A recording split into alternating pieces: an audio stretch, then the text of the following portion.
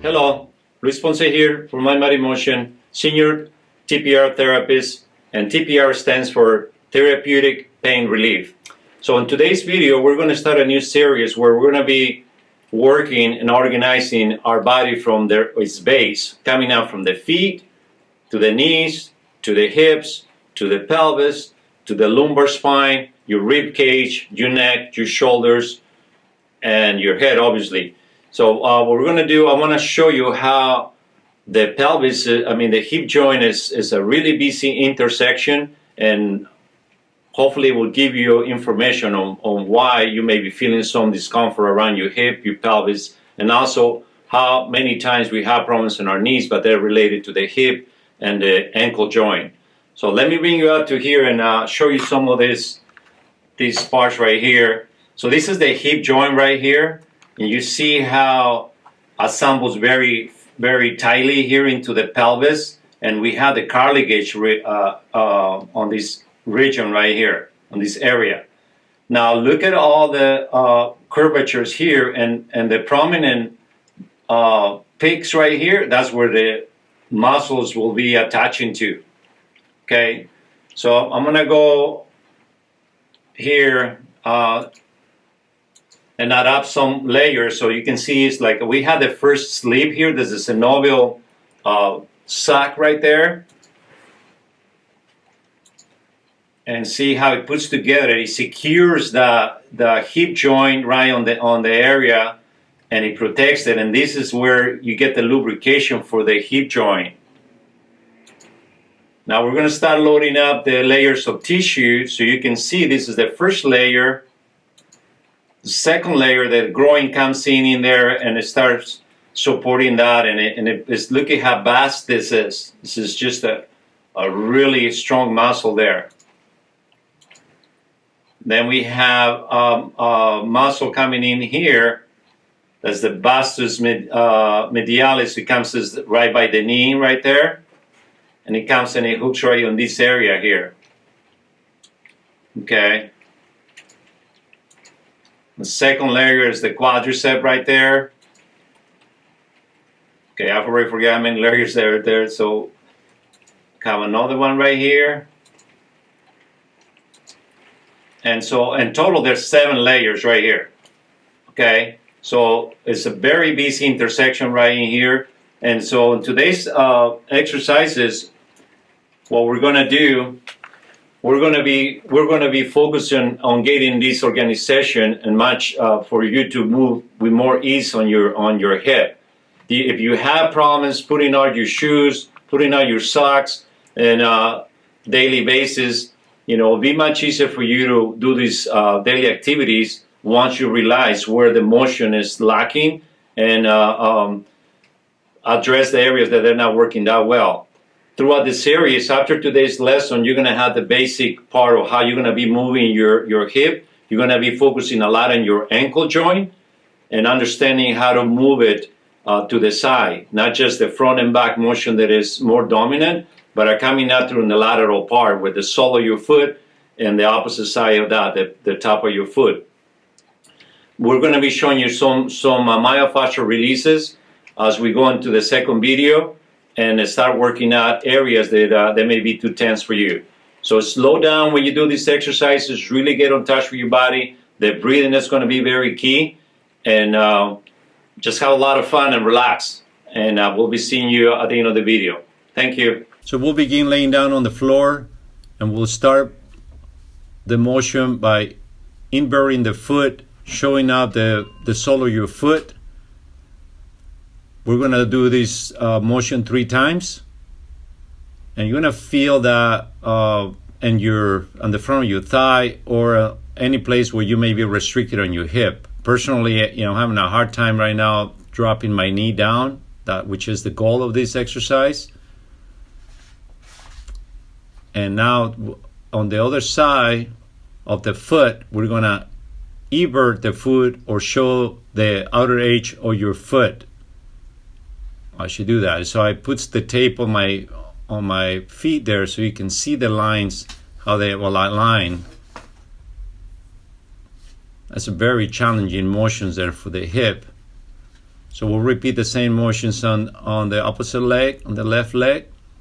And this is the area where you may be hearing some popping at the hip. Many times I hear my clients saying, when I do this motion, something pops in there. So as I show you on the screen, all the muscles and tendons that run around in there, there's so much traffic on the hip area there. We just got to make sure where precisely it hurts, so you can pinpoint it better. And again, this is a challenging motion there, but it'll be very rewarding as you continue doing these exercises or motions, so movements of your hip, ankle, and knee, as you can see. So rest in there. Now we're going to proceed to move continuously the leg, utilizing your foot as a driver. Okay, the motion is very effective when you do engage your ankle in a supination position or pronation of the foot, which is supination is the sole of your foot when you're coming in, and pronation is when the outer part of the foot is in action. And as continuous motion, there's 3 repetitions on each side of the foot, and then we'll move into the other leg. So we want to be looking at the motion of the hip. As you do that, you start by bending the leg a little bit there, and as I lift through the inside, the right side of my lower back will lift, and I'm coming up into the other side. See, the left side will lift. So you are freeing up your sacroiliac joint by using this exclusively motion for the hip. And then we'll start reorganizing your lower back in there. See, I'm having a little bit of a tension on my hip. I'm triggering something there that is not working right there. So I'm putting some pressure there to give me some support. Feels like a cramp of what's going to happen there. So now this motion coming up here, we're going to put the feet together on the sole of the feet, of your feet right there. So we put them together, and we're going to slide them towards the center of your body. Find a good position in there, and then we're going to get the knees together and then glide the foot outside. So you can see how I'm coming out. I'm on the outer edge of my feet, and then as I come inside, I'm trying to get the inner part of my foot on each foot coming in. Another distinction you're having here, as I have my legs opened up and the soles of my feet together, my lower back will flatten. When my knees are together, my lower back will arch. So you are doing a really good mobilization of your lower back. We're getting a lot of lubrication on the hip joints, which is so necessary to do every day. Now in this following motion, we're going to bring the feet together, making sure that we keep the feet together and the knees as much as we can as we roll to the side. We're going to do this for 6 times to each direction. So take your time to roll out and engage that part, and make sure you keep mobilizing your lower back as you do this.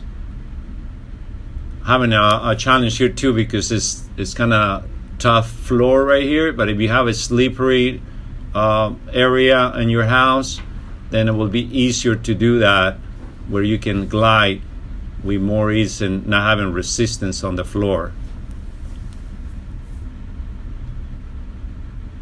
So inhale as you bring your knees up, exhale coming down. The inhaling part will allow you to get a better arch in there.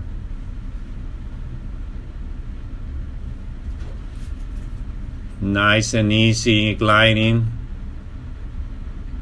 And you can see now I warm up pretty good, so my knees were moving a lot easier. So now we're going to transfer these motions to the standing position, so you can see how this will allow you to get closer to your feet and be able to put your shoes on better, put your socks on better, and reach out and massage your feet if you need to.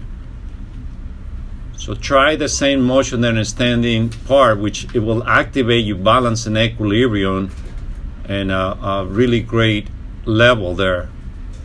Okay, if this is difficult, then you can just use the wall to help you do these exercises on a standing position. See, that's a challenging motion there for most people there. But if you start using the rotation factor there of your torso, then you can see how much easier it is for you to reach and bring your leg up as you do that. So this is a really great exercise for activating your balance and equilibrium. Wake up your nervous system, your sensory motor nervous system will be activated, and it will be well in reach as you do this. And you'll find great balance on your body there. So practice these exercises before you do your walking and enjoy your the freedom and feeling alive on your legs. Keep on watching, and we'll see you next week. And thank you.